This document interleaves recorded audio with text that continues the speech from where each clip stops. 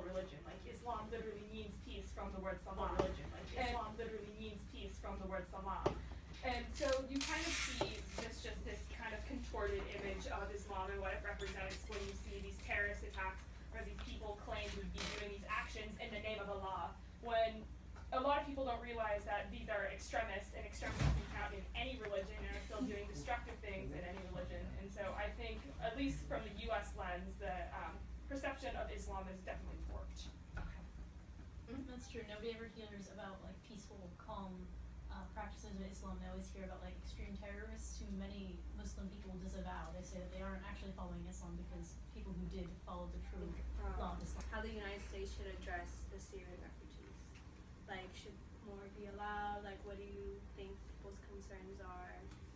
So people are concerned that letting in Syrian refugees will be tantamount to letting in ISIS, just like letting in a bunch of terrorists and bad people to do bad things.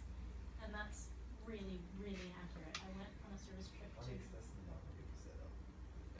Yeah, they're saying that within, let's say they bring in 1,000 Syrian refugees. They're saying within that 1,000, let's say maybe there's 5 of them. Okay, so Not isn't 1%, that the same as let's say saying letting 5 in to 10. Syrian refugees would be letting in terrorists? They're saying that there's Okay, a so then my chance that point there stands. could Hold on, be let me finish terrorists in that group. They're not saying everyone in that group is terrorist. They're saying it is a really high probability that there are a few terrorists out of those thousands that they're letting in. And that's a fact. We've seen it in the countries.